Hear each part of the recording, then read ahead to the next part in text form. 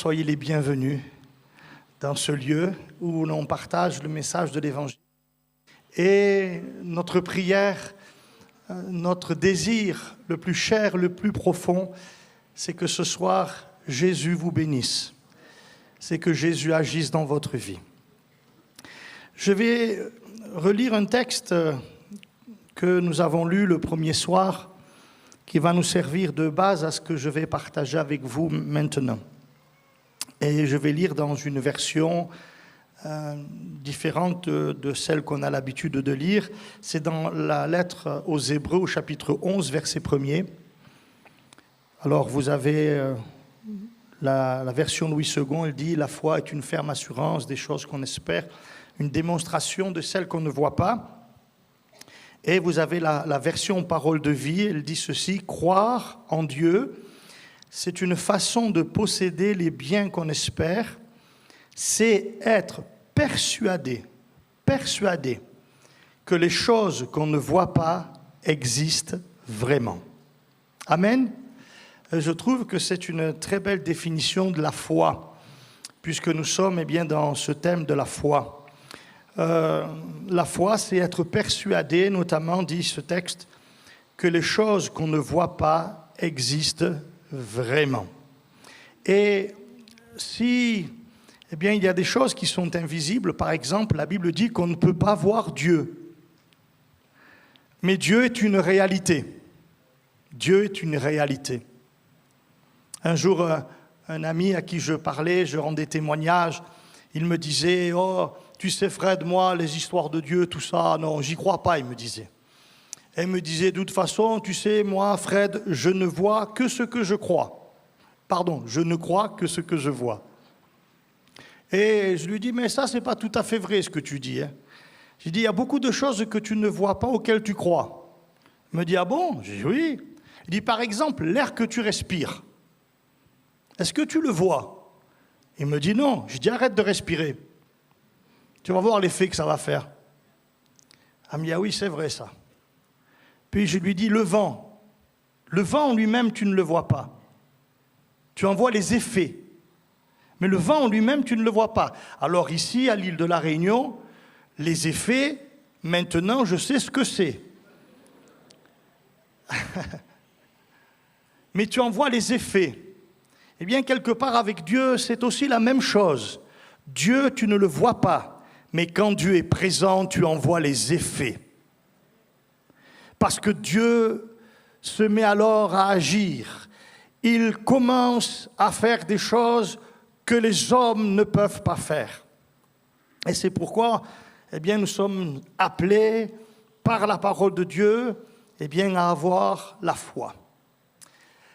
C'est vrai que dans la Bible, il y a ce texte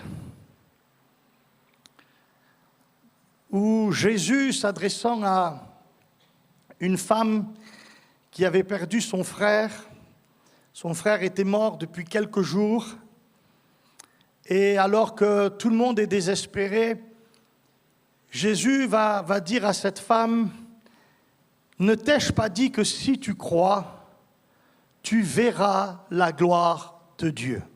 J'aime beaucoup cette parole de Jésus parce que ici je constate que pour voir la gloire de Dieu, il n'y a pas d'autre condition que celle d'avoir la foi. La foi qui croit ce que Jésus dit, qui croit la parole de Dieu, qui croit les promesses de Dieu en fait. Et voyez-vous, Jésus dit, si tu crois, tu verras la gloire de Dieu. Mais on est obligé de constater aussi que quelquefois, c'est parce qu'on a vu la gloire de Dieu que l'on s'est mis à croire. C'est vrai ou pas? Il y a des bien-aimés ici qui pourraient venir là et rendre témoignage, dire voilà, je suis allé dans une salle où on prêche l'Évangile, où je suis arrivé là dans une mission, ça pouvait même être à l'extérieur, et Dieu s'est mis à l'œuvre, Dieu a commencé à agir, et il y avait là des choses qui se passaient, j'ai vu la gloire de Dieu, et je me suis mis à croire. Une femme m'a rendu ce témoignage. Elle me dit, Fred, je ne croyais pas en Dieu. J'avais quelque part une espèce de religion, mais voilà, Dieu pour moi, c'était très vague, très lointain. Bon. Mais Dieu vivant, agissant, se manifestant, tout ça, elle me dit, j'étais très, très, très loin de ces choses. Et un jour, elle est invitée par une personne à venir écouter l'évangile. Et donc, elle arrive là et elle m'explique, elle m'a rendu elle-même son témoignage. Elle m'explique qu'elle est arrivée, elle s'est assise vers le fond de la salle et est arrivée une personne. Et cette personne qui est arrivée s'est mise devant elle. Et cette personne qui est arrivée, elle était toute courbée en fait. Vous voyez, elle était complètement déformée quelque part. Et cette personne, bien mal en point, elle s'est placée juste devant elle. Et elle me dit, la réunion se déroulait, et voilà, il y avait des chants, la prédication, tout ça. Et à un moment donné, il y a une action du Saint-Esprit dans cette salle. Dieu prend les choses en main. Et elle me dit, moi, je ne connaissais rien, je ne croyais pas. Et puis devant moi, elle me dit, je vois la personne complètement courbée, là, comme ça. Et je commence à entendre, elle me dit, je commence à entendre les os qui craquent dans son corps. Et elle me dit, je vois la personne se redresser. Et en quelques instants, elle est droite. Dieu vient de la guérir d'une manière extraordinaire. À ce moment-là, j'ai cru. Qui n'aurait pas cru? N'est-ce pas? Je vais vous raconter quelque chose. C'est une sœur de l'île de la Réunion qui m'a raconté cela. Elle vivait sur la métropole, à Nice, était une chrétienne de mon église. Je ne sais pas si des gens ici ont connu la famille Klein, je crois bien. Et cette personne, elle est partie avec le Seigneur il y a quelques années. Et quelques jours avant qu'elle parte avec le Seigneur, j'allais la voir là, à l'hôpital et je suis assis à côté d'elle et elle m'a dit, je vais te raconter comment je me suis converti. Elle s'est convertie ici à l'île de la Réunion. Pendant les réunions de la mission Salut et Guérison avec le frère Aimé Cizeron. Ce qui s'est passé, c'est que c'était difficile dans sa famille, et notamment avec le papa. C'était compliqué. Et situation très, très difficile à vivre. Et un jour, le papa rentre à la maison et il est différent. Alors la famille voit qu'il est différent, et son épouse voit bien qu'il est différent.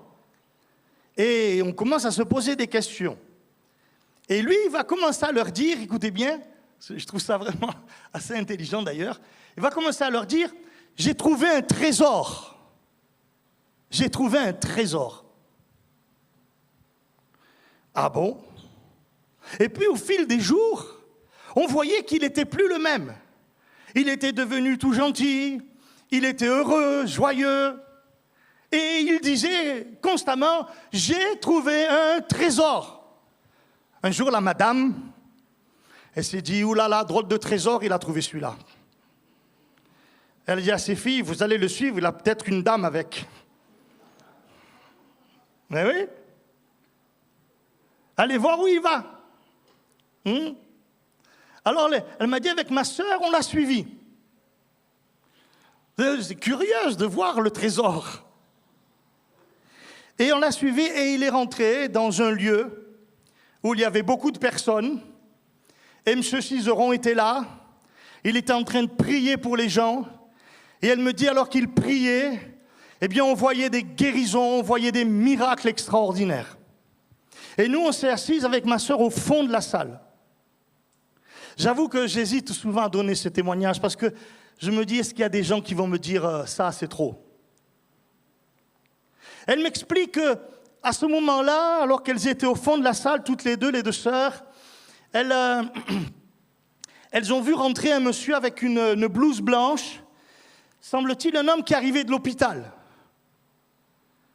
Et quand elles l'ont vu, ce monsieur il s'est mis devant elles, et le monsieur avait le visage ici brûlé. Il y avait la marque d'une brûlure ici. Et il s'est mis devant elle. Et pendant que la réunion se déroulait, M. Cizeron n'est même pas venu vers cet homme pour prier pour lui. Il était là, au milieu des autres. Mais il y avait la présence de Jésus dans ce lieu. Et comme nous croyons que ce soir, il y a la présence de Jésus au milieu de nous. Et alors que cet homme était là, elle le voyait, elle me dit ceci, à un moment, on a vu Dieu mettre, Jésus mettre sa main sur le visage de cet homme. Et tout d'un coup, en quelques secondes, la peau de son visage est redevenue tout à fait normale. Et quand on a vu ça avec ma sœur, on a donné notre cœur à Jésus. Amen. Elle me dit que l'une de ses sœurs, très catholique, ça va être bien pour ceux qui croient à la vie de l'Esprit. Moi, je crois au baptême du Saint-Esprit. Et dans une réunion même comme la nôtre ce soir, Jésus peut baptiser du Saint-Esprit quelqu'un. Il n'est pas limité par nos termes à nous, notre terminaison des choses. Non, on peut être dans un culte, on peut être dans une réunion d'évangélisation, on peut être dans une réunion de prière. Et toutes ces réunions-là, Jésus peut sauver, Jésus peut guérir, Jésus peut baptiser du Saint-Esprit. Alléluia. Et elle me dit, notre sœur catholique, elle ne voulait rien entendre. Elle était fermée à l'évangile. Et avec le papa, ils avaient commencé à prendre l'habitude de se retrouver régulièrement à la maison. Et ils priaient, et le Seigneur les visitait, ils chantaient un cantique, vous voyez ? Et un soir, ils étaient là, et autour de la table, là, dans leur salon, et ils ont commencé à chanter, à prier. Et puis tout d'un coup, le papa et une de ses filles, celle qui était sur Nice, tous les deux, en même temps, se mettent à chanter en langue, le même air et les mêmes paroles. Le même air et les mêmes paroles. Ils vivent un moment comme cela. C'est un moment pour eux vraiment formidable. Ils terminent ce moment, ils arrêtent, ils vont dans la pièce à côté. Dans la pièce à côté, il y a la sœur, elle est à genoux en larmes devant Dieu. Elle est en train de se convertir là. Le dimanche qui suit, la famille vient à l'église.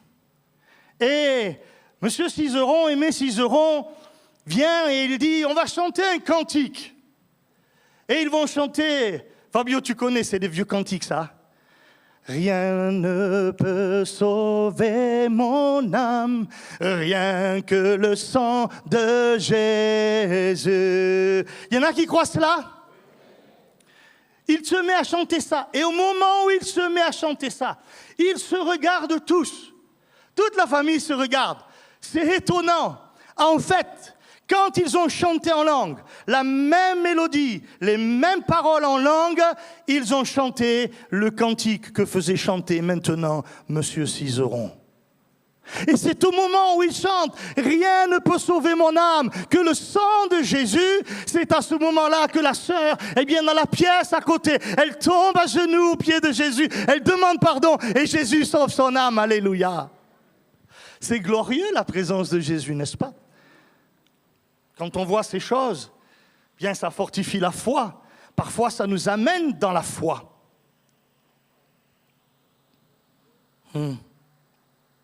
Si tu crois, tu verras la gloire de Dieu. Il y a des gens qui, à cause de leur foi, ont vu. Je vais vous donner le premier exemple. On trouve cela dans l'évangile de Luc, au chapitre 2, me semble-t-il, où un homme rempli du Saint-Esprit est poussé par le Saint-Esprit à venir au temple. Il y a peut-être quelqu'un là ce soir, il a été poussé à venir. Poussé à venir. Parfois même, on voit dans nos églises des gens qui viennent nous voir et qui nous disent « Mais je sais pas, c'est bizarre, il y a quelque chose qui me... » Nous, on sait que ce n'est pas quelque chose, on sait que c'est quelqu'un, c'est le Saint-Esprit. À l'église où je suis, à Nice, à Cimier, d'une église qui est dans un bâtiment classé sur un des plus beaux boulevards de la ville de Nice. Et cette église, elle est située dans un grand immeuble, en fait. Vraiment, c'était l'ancien hôtel, restaurant, le Majestic. C'est très connu à Nice. Et on a notre église là dans ce local, là dans cet immeuble. Et donc on a notre église et si vous voulez, on a des appartements au-dessus, on a des appartements à côté. Ah, quand Dieu veut agir, il fait. Alléluia. Et à côté de notre église là, juste derrière un mur, il y a une dame qui habite là. Ça fait, je ne sais plus combien elle m'a dit, mais des années et des années qu'elle nous entend chanter. Et elle se disait, ils sont beaux leurs chants, il faut qu'un jour j'y aille. Hein. Mais elle ne venait pas. Un soir, je vais encourager ceux qui font chanter, qui répètent là. Un soir, eh bien, ceux qui devaient préparer le chant pour le culte, un vendredi soir, étaient là pour répéter. Et elle m'a dit ceci, pasteur, j'étais là dans mon salon et j'étais assise en train de lire un livre. Et puis tout d'un coup, j'ai entendu la musique et les chants juste à côté là. Et là, elle me dit, j'ai été comme poussée. Je me suis dit, ça suffit.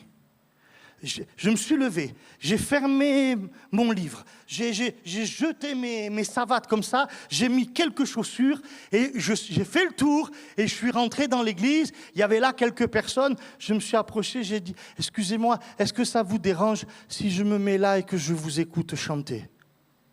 Alors comme je les ai bien éduqués, ils ont répondu oui. Elle s'est mise là, tranquille, elle a écouté. Le dimanche d'après, elle était à l'église avec nous.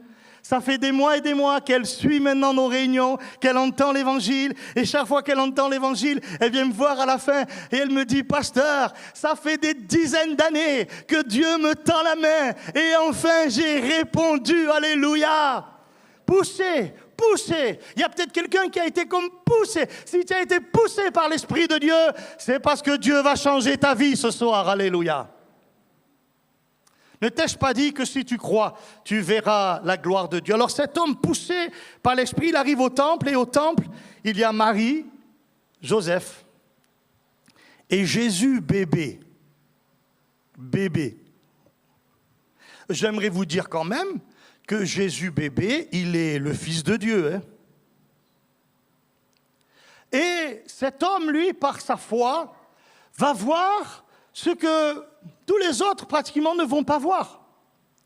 La Bible dit qu'il va prendre le bébé Jésus.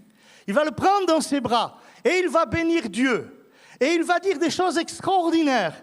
Et parmi les choses extraordinaires qu'il va dire, il prononce cette parole. Seigneur, maintenant, tu laisses ton serviteur s'en aller en paix, car mes yeux ont vu ton salut. Salut que tu as préparé pour tous les peuples. Ça veut dire pour les réunionnais aussi. Alléluia. Il a vu le salut dans ses bras. Il a tenu le salut de Dieu dans ses bras, dites. Quand il a regardé Jésus, il n'a pas vu un simple bébé. Il a vu le Messie promis. Il a vu l'espérance d'Israël. Il a vu le salut des hommes. Et il a dit, mes yeux ont vu ton salut. Et si dans cette salle, on est plusieurs centaines, il y a plusieurs centaines de personnes qui peuvent dire maintenant que par la foi en Jésus, ils ont vu le salut de Dieu. Alléluia. Et ce soir, on aimerait te parler du salut de Dieu. J'aimerais te parler de Jésus. Il n'y a rien de mieux que de parler de Jésus. Jésus, l'apôtre Pierre va en parler dans le livre des Actes, au chapitre 10, et il va dire, vous savez comment Dieu a rempli du Saint-Esprit, lui a donné l'onction du Saint-Esprit. Vous savez comment Dieu a oint du Saint-Esprit et de force Jésus de Nazareth, qui allait de lieu en lieu, faisant du bien et guérissant tous ceux qui étaient sous l'empire du diable. Et il rajoute, eh bien, ce Jésus, nous l'avons crucifié. Nous l'avons fait mourir. Nous l'avons placé sur la croix. Alors évidemment, quand on n'est pas au contact de l'Évangile, véritablement, tout cela n'a pas tellement de sens. Et pourquoi, au fond, écoutez bien ce que je vais dire maintenant, et pourquoi, au fond, eh bien, d'après ce que j'entends depuis que je suis arrivé, les Réunionnais, l'île de la Réunion était comme sous la chape eh bien, des puissances de ténèbres. Parce qu'il manquait la connaissance. Il y avait besoin de découvrir le pourquoi de la croix. Pourquoi Jésus était mort sur la croix. Pourquoi Jésus avait versé son sang sur le bois de la croix. Et quand à l'île de la Réunion, enfin l'évangile arrive, et qu'un homme envoyé par Dieu commence à annoncer que Jésus est mort sur la croix pour nos péchés, tout prend son sens. Jésus est mort pour nos péchés. Alléluia. Un jour, un jeune homme est venu dans mon église et dès la première réunion, il a été touché parce que le matin, il y avait un prédicateur, l'après-midi, il y en avait un autre. Et le matin, le prédicateur, quand il a prêché, il a dépeint sa vie. Alors, il s'est tourné vers la jeune fille qu'il a amenée et il lui a dit « Pourquoi tu as parlé au pasteur ?» Et la jeune fille a dit « J'ai rien dit du tout. Je n'ai pas parlé. » Et l'après-midi, il revient, c'était un autre prédicateur, il se retourne vers la jeune fille qu'il a amenée et il dit « Pourquoi tu lui as dit à lui aussi ?» Et il lui a dit « Je t'assure, je n'ai rien dit. » Et ça l'a bouleversé, il a commencé vraiment à venir à l'église, aux réunions. Et un jour, il se retrouve avec moi dans la voiture. Et il avait soif de Dieu, il cherchait Dieu de tout son cœur. Et dans la voiture, il me pose une question. Il me dit, pasteur, je peux vous poser une question? Ben, je dis, bien sûr.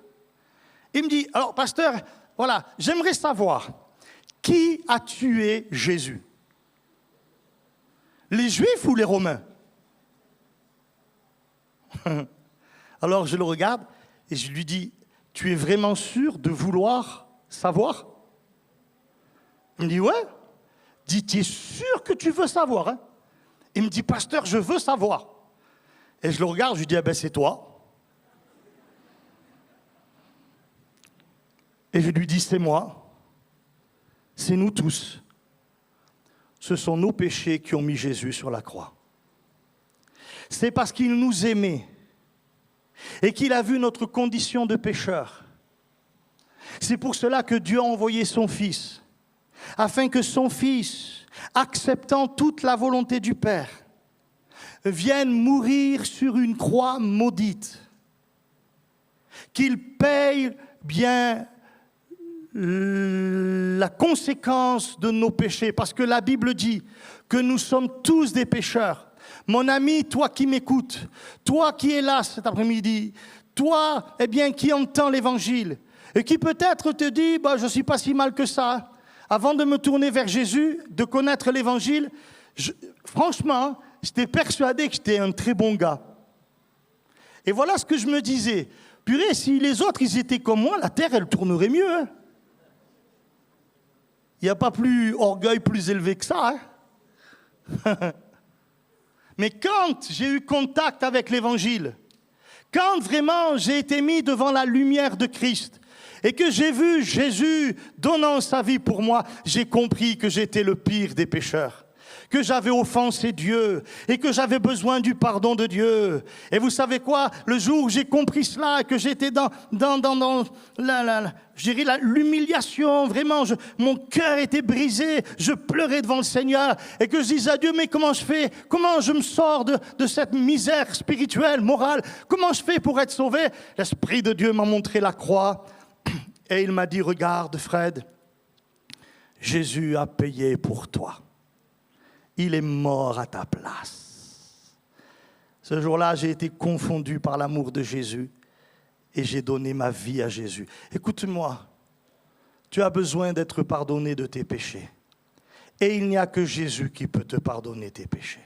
Il faut que tu viennes, regarde, viens à la croix.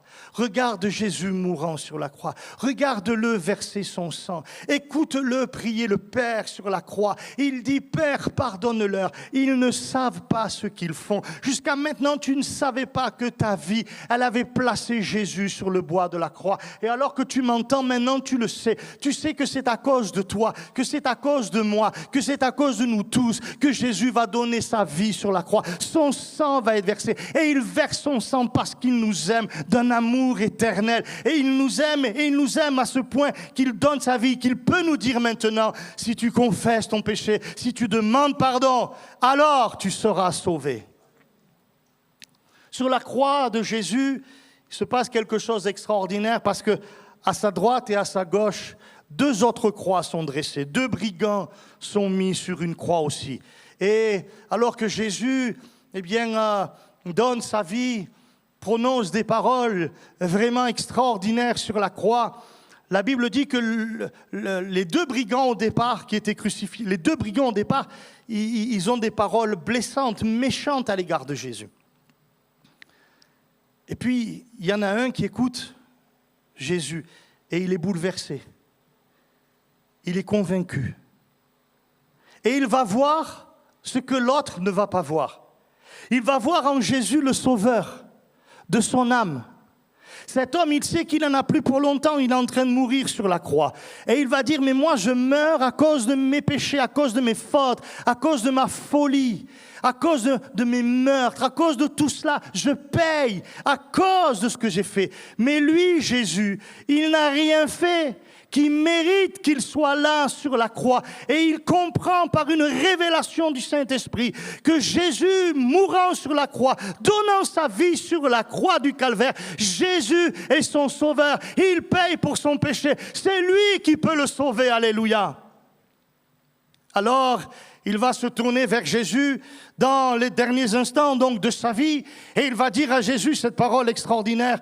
Seigneur, souviens-toi de moi quand tu viendras dans ton règne. Et voyez-vous, il y a quelque chose d'important. Il voit le Sauveur et il voit le Seigneur. Il voit le Sauveur et il voit le Roi. Il parle d'un règne, il parle d'un roi. Il sait que ce Jésus-là qui est en train de donner sa vie sur la croix, c'est pas seulement le Sauveur, c'est le Seigneur, c'est le Roi des rois. Alléluia. Alors il dit, souviens-toi de moi quand tu viendras dans ton règne. Il y a quelque chose également de prophétique dans sa parole. Il croit que le règne de Christ un jour viendra. Alléluia. Alors il dit, souviens-toi de moi. Et la parole de Jésus va retentir. Je dirais que cette parole même, elle a traversé les siècles puisqu'elle arrive jusqu'à nous ce soir. Jésus va lui dire, alors qu'il est en train de mourir sur cette croix, qu'il va passer, qu'il va basculer dans l'éternité. Jésus lui dit, je te le dis. Aujourd'hui, tu seras avec moi dans le paradis. Alléluia. Quelle réponse. Et ça, c'est la croix. C'est la croix. Je vais terminer. Si tu crois, tu verras. On a mis Jésus dans un sépulcre. Mais Jésus avait dit, je vais donner ma vie. Il dit, j'ai le pouvoir de donner ma vie, j'ai le pouvoir de la reprendre. Il dit, personne ne m'enlève la vie. Quand Pilate a eu affaire à Jésus, Pilate a dit à Jésus, mais Jésus, tu ne sais pas que j'ai le pouvoir de te relâcher, j'ai le pouvoir de te faire mourir? Et Jésus a regardé Pilate, il a dû se dire, pauvre homme. Il va lui dire, écoute Pilate, tu n'aurais sur moi aucun pouvoir si cela ne t'avait été donné d'en haut, de mon Père. Il ne comprend pas Pilate, c'est le dessein éternel de Dieu qui est en train de s'accomplir. Mais Jésus dit, j'ai le pouvoir de la donner ma vie, j'ai le pouvoir de la reprendre. Il dit, je vais mourir, je vais aller bien donner ma vie, mais troisième jour, je ressusciterai. Et je peux vous dire qu'ils ont eu du mal à le croire. Hein.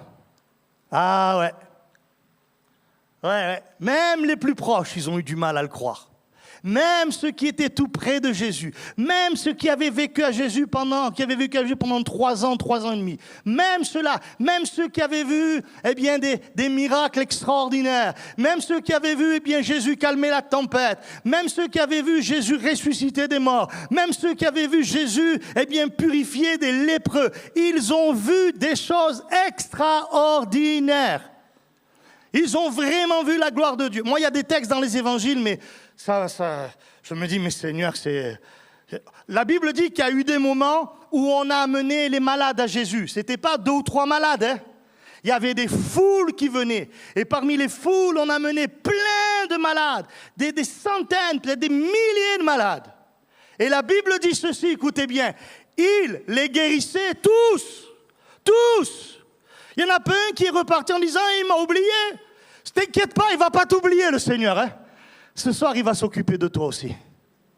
Tous. Alléluia. Ils ont vu des choses. Mais quand Jésus a parlé de sa résurrection, ils ont eu du mal à le croire. Hein? Ils ont eu du mal à le croire. Et puis, Jésus va, après sa résurrection, apparaître. Mais avant cela, il est question d'une femme, Marie de Magdala, et elle va se rendre au sépulcre dès le matin de la résurrection. Il faisait encore obscur, et là il est dit, elle vit que la pierre était ôtée du sépulcre. Elle va courir vers Simon-Pierre et l'autre disciple que Jésus aimait, c'est-à-dire l'apôtre Jean, et elle va leur dire, ils ont enlevé du sépulcre le Seigneur, nous savons où ils l'ont mis. Alors, qu'est-ce qu'ils vont faire les deux là? Ils vont courir. Bon, on sait qui était le plus rapide. Hein? C'était Jean, hein, c'est ça. Hein? Ils vont courir. Et ils vont voir la pierre rouler. Ils vont rentrer, notamment Jean va rentrer. Et le sépulcre est vide. Jésus n'est plus là. Mais ils ont du mal à croire. Et Jésus va venir. Il va les rencontrer. Il va leur apparaître. Vous vous rappelez parce que celui-là, vous le connaissez tous, parce que vous vous êtes tous servis de lui. Il a bon dos, celui-là, de disciple. C'est celui qui a dit, si je ne vois pas, je ne crois pas. Qui ici a dit dans sa vie un jour, si je ne vois pas, je ne crois pas? Il y en a plein qui ont dû dire ça ici.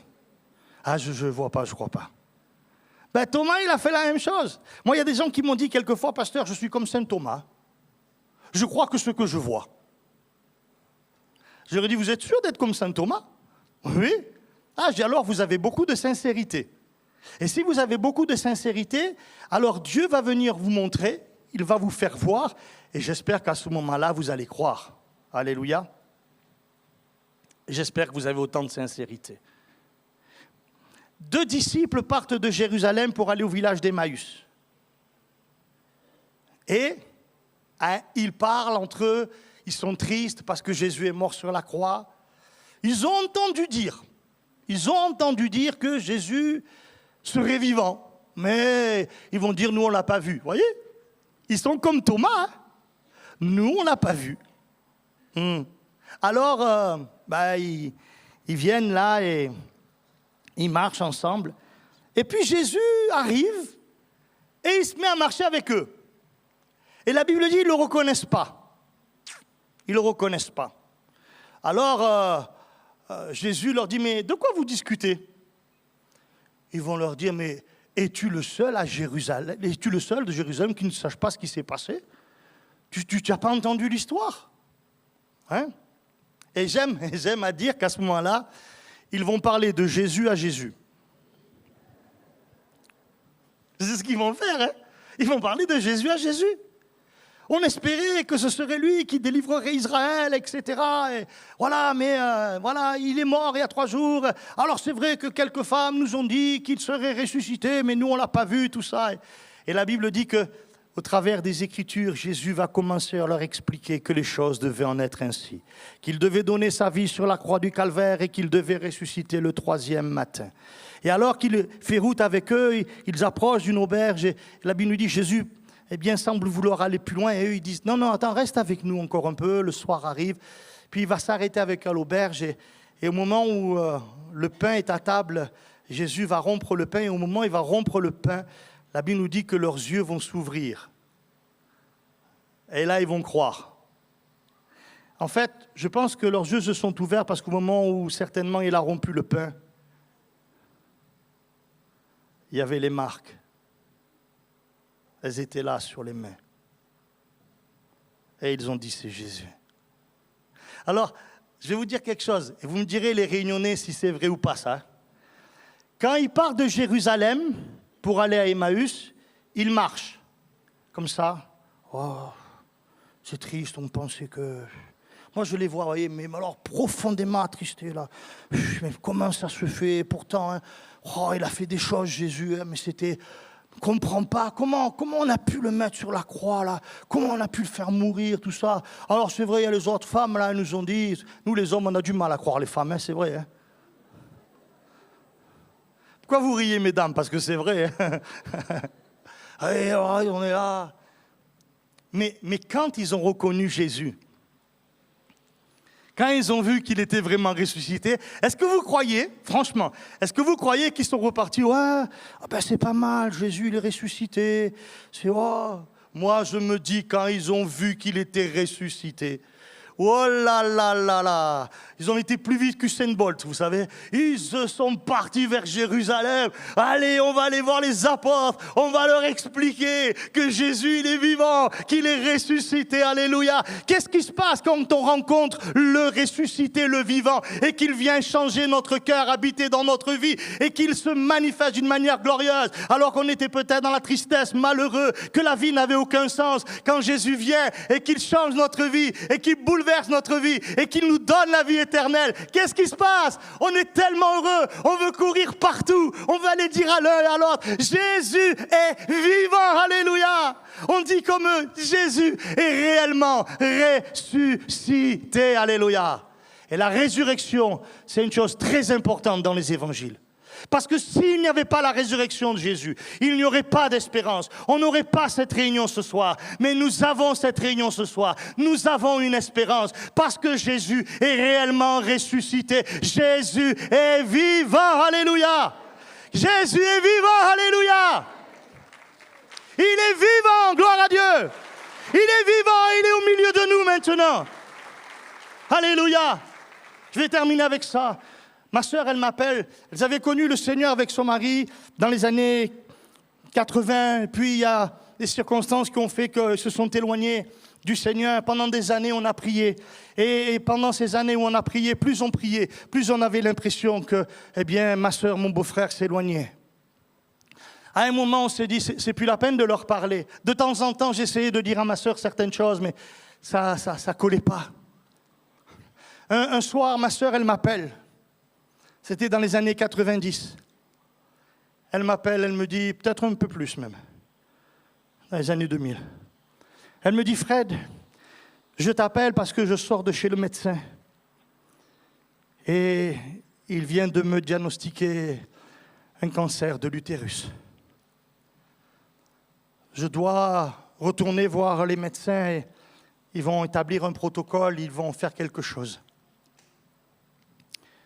Et là, moi, je lui dis, ma sœur, et pourquoi je lui dis? Parce que je crois que Jésus est vivant. Je lui dis, écoute, ma sœur, on va prier et tu vas prier. Elle me dit, oui, Fred, c'est ce que je vais faire. Et on s'est mis à prier, et elle s'est mise à prier. Alléluia. Alors, pour vous imaginer la chose, imaginons qu'elle a une tumeur dans l'utérus à peu près de cette taille-là.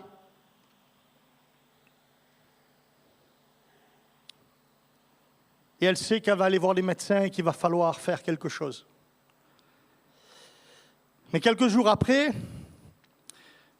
elle doit refaire un examen un peu plus approfondi. Et les résultats arrivent et le médecin lui dit, il faut que je vous parle, madame. Il dit, vous avez vu un médecin? Vous prenez un remède, vous faites quelque chose? Et ma sœur lui dit, non, absolument pas. Alors il lui dit, madame, je ne sais pas ce qui se passe. Et pour que vous compreniez un peu ce qu'il va lui dire, c'est comme s'il lui disait, voyez, votre tumeur, elle était de cette taille-là. Dans l'examen qu'on vient de faire là maintenant, plus approfondi, la tumeur, elle est toute petite. Elle a régressé. Et ça, on ne sait pas comment c'est possible. Il lui dit, on ne fait rien. On attend un petit peu. Dans quelques jours, on refait un dernier examen, on voit ce qu'il en est. Moi, quand elle m'a appelé et qu'elle m'a dit, tu sais ce qu'il vient de me dire le médecin? Je lui ai dit, écoute-moi bien, ma sœur. Quand Jésus commence quelque chose, il va au bout de la chose. Hein. Alléluia. Quelque temps après, elle refait un troisième examen. Et le médecin lui dit, madame, écoutez, je ne comprends absolument pas ce qui s'est passé dans votre vie. La seule chose que je peux dire, c'est qu'il y a certainement quelque chose du miraculeux dans ce qui s'est passé dans votre vie, car le dernier examen que l'on vient de faire, madame, révèle que vous n'avez plus aucune trace de la tumeur. Elle a disparu complètement, alléluia. C'est comme cela que ma sœur et mon beau-frère sont revenus au Seigneur. Derrière, c'est tous les enfants. Il leur reste à la maison, je crois, 2 filles. Ils en ont 5. OK, 5. Il leur reste encore 2 filles à la maison. La plus jeune n'est pas encore convertie, baptisée, tout simplement parce qu'elle est jeune encore. Toutes les autres filles se sont converties, ont donné leur cœur à Jésus, alléluia. Parce qu'elles ont vu la gloire de Dieu dans la vie de leur mère, que le Seigneur soit béni, alléluia. Mon ami, je ne sais pas ce que tu as dans ta vie. Jésus, je le redis une dernière fois, Jésus est vivant. Viens à lui, viens au vivant. Et le Seigneur va te bénir. Amen. On peut prier le Seigneur? Peut-être que quelqu'un pourrait se mettre au piano. Alléluia. Merci Jean. Super. Alléluia. Amen. On va prier ensemble, Seigneur. Gloire à Dieu. Oh, merci Jésus. Merci pour ta grâce. Merci Seigneur, parce que tu es vivant, tu es là. Seigneur, je veux te remercier. Je veux te rendre grâce pour tous les amis qui ont écouté l'Évangile. Nous avons prêché Christ crucifié, mort pour nos péchés. Jésus ressuscité, vivant pour l'éternité. Ta parole dit, tu es le même hier, aujourd'hui et éternellement. Alors que dans ce lieu ce soir, la réalité de ta résurrection se manifeste. Toi, le vivant, Seigneur, agis dans les cœurs et dans les vies maintenant. Conduis le pécheur au pied de ta croix. Amène-le au pardon maintenant. Sauve son âme en pardonnant ses péchés au travers du sang versé par toi à la croix. Et si quelqu'un a besoin d'être secouru, si quelqu'un a besoin d'être délivré, si même quelqu'un a besoin d'être guéri ce soir, toi le vivant, viens toucher cette personne maintenant. Viens agir maintenant dans la vie de cette personne. Touche le corps de cette personne en cet instant. Et guéris, Seigneur. Délivre dans le merveilleux nom de Jésus. Alléluia. Nous croyons que tu le fais. On va rester quelques instants dans le recueillement. Et comme hier soir, j'aimerais demander à vous qui êtes là ce soir et qui avez vraiment besoin du Seigneur. Il y a peut-être une maladie, une infirmité. Peut-être on vous a dit, c'est incurable, on ne peut rien faire. Écoutez bien ceci, ce qui est impossible aux hommes est possible à Dieu. Alors on aimerait prier pour vous et avec vous. On aimerait demander à Dieu d'agir, de poser sa main sur vous. Si quelqu'un a besoin d'être en contact avec Jésus parce qu'il sent son péché, il veut que Dieu le pardonne. Il veut que ses péchés soient effacés, alléluia. J'aimerais que l'on puisse prier avec vous, pour vous aussi.